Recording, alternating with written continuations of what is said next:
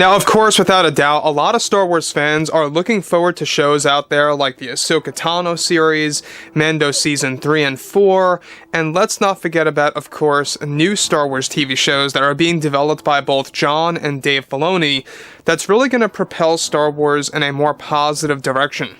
This is Mike Zero. Subscribe if you're new and like this video to see future Star Wars updates. I'm also on Twitter at Mike01. I thank you all so very much for the kind and great support.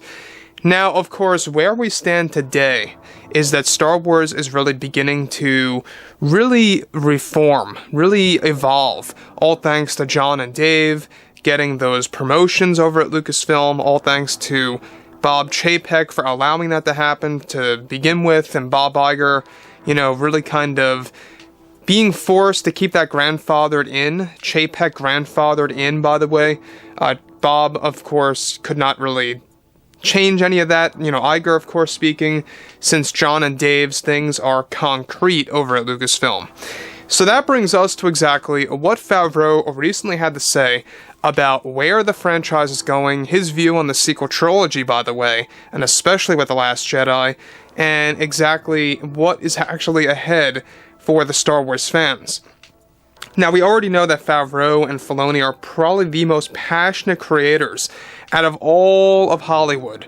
I don't care what anybody says, I really do believe that. I think that Jon and Dave are so passionate to the point where this doesn't necessarily feel like a job to them. They don't really feel burdened to do this. This is just really purely what they love to do. And it's why you're seeing them working on over 12 Star Wars projects at once. So that brings us to, of course, the next biggest subject here of exactly what is going on. Alright, so what Favreau recently had to say about a lot of different things. Now, of course, with Favreau and Filoni actively working on the upcoming shows that will be announced at Celebration, they also have been very direct with the fans most recently. Now, recently Favreau talked about the future of the franchise, where he unveiled some very interesting details to fans by saying the following to the fandom. I can say without a doubt that with what we are doing in Mando Season 3 and Mando 4, so far along with Ahsoka, is that we changed Star Wars forever, and it will never be the same again. But I want to be clear, that's in a good way. Haha. We really transformed the franchise. With what you are about to see in Star Wars, Ahsoka is truly going to break the traditions of Star Wars in a good way.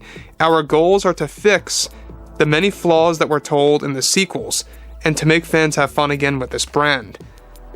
Now, I want to just pause here quick about what Favreau is saying before he actually gets on to talk about the sequels and criticizing the sequels.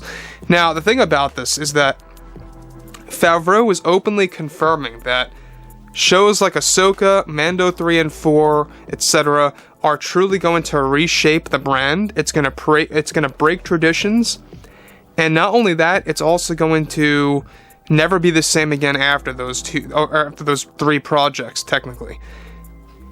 That, of course, I can understand why some fans would be a little bit worried and on edge, but Favreau really elaborates and makes it very apparent that this is in a very good way, that it's never going to be the same again. And that really kind of put fans at ease there.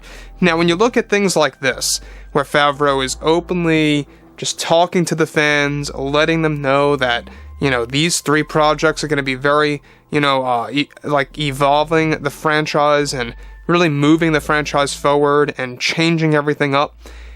I think Ahsoka is going to be the big one because a lot of this is alluding to the world between worlds, which, by the way, is technically time travel.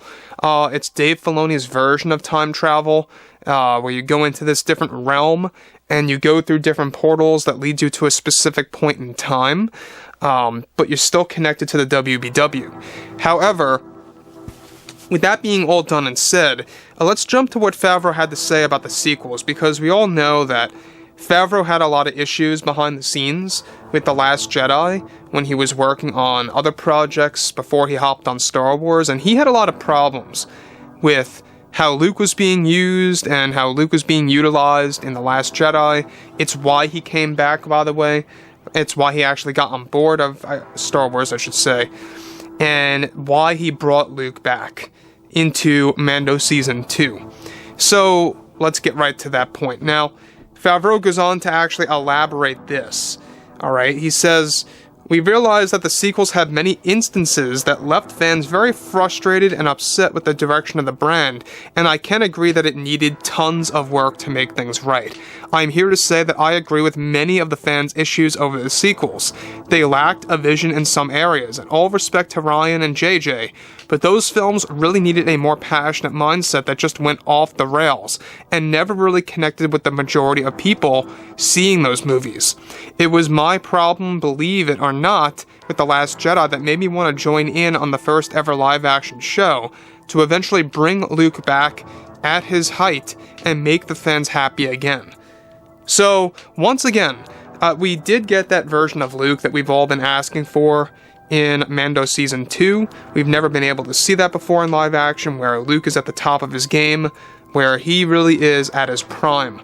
Right now, you know, where Luke stands in Mando Season 2, and of course how he's going to be implemented into 4, Luke is really going to raise the bar when it comes to Star Wars. What they're going to do in Mando 4 is truly astonishing. We've been talking about the storyboards and the leaks.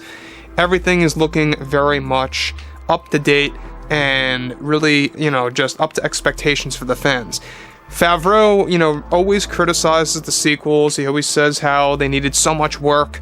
They needed a lot of things to be done and fixed before they put the films out. And he really just does not seem to really care for them. He doesn't really rave about them. He just kind of criticizes them and really agrees with the fans for the most part. But they are trying to find avenues to really kind of retelling the lore of the sequels through the TV shows, and even working on the new cuts of the sequel trilogy, the special editions that are currently in the early development phase. That's going to involve tons of deleted scenes, by the way.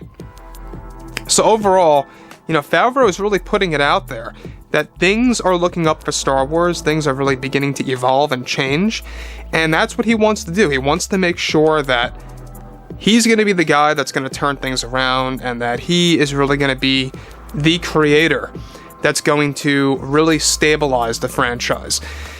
Again, like I said, I think it's going to take 3 years minimum of a consistent flow of John and Dave projects to be successful, to really kind of convince fans that Star Wars is actually back, to just let them know that these are not just one-offs, success-wise. I think that if you get constant success by John and Dave, that's when you really know things are moving in the right path. And it all depends on this year, so let's just give them a lot of hope and a lot of faith in what they're doing, and regardless, I think that they're going to do a great job. I really do, with all honesty. So that brings us to the last thing I just want to point out here real quick, is that Favreau is not, you know, messing around with the fans. He's not over-exaggerating things. He's said this, that he does not like to over-exaggerate. So there's a lot of great things coming out of here. So anyways, guys, drop a comment below. Let me know what you guys have to say about all this below in the comments, and if you guys did enjoy the content for today, drop a thumbs up on this video to support the channel. I thank you all so very much for the kind support, and I'll catch you guys next time.